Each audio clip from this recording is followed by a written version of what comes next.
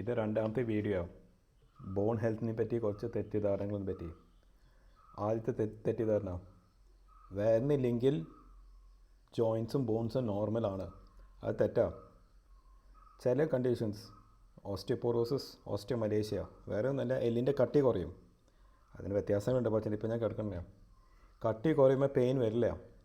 എല്ല് ഒടിമയാണ് പെയിൻ വരാം, ഒടിച്ചിൽ വരുമ്പോഴാണ്. സോ സാധാരണ എപ്പോഴും എൻ്റെ അടുത്തേക്ക് വരാം പെയിൻ പെട്ടെന്ന് കൂടുമേ, എക്സ്റേ എടുത്തപ്പോൾ ഫ്രാക്ചർ ഉണ്ട്.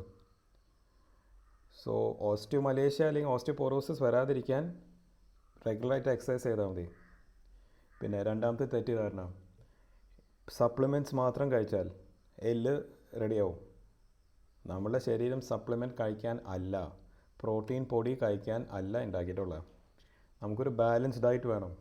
ഇറച്ചി, പാല്, മുട്ട, കുറച്ച് പച്ചക്കറി.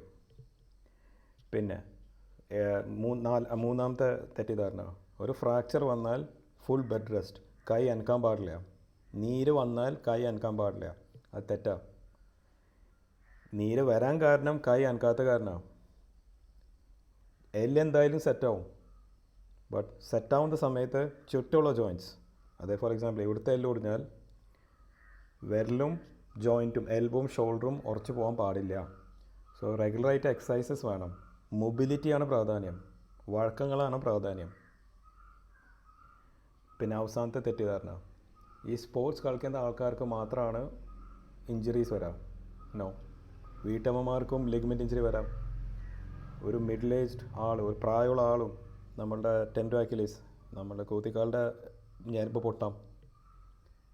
സോ ചുരുക്കി പറഞ്ഞാൽ റെഗുലറായിട്ട് എക്സസൈസ് ചെയ്താൽ, നല്ലൊരു ബാലൻസ്ഡ് ഡയറ്റ് കഴിച്ചാൽ നമ്മൾ ഓർത്തോപെഡിക് കുറേ പ്രശ്നങ്ങൾ നമുക്ക് ഒഴിവാക്കാം. Thank you.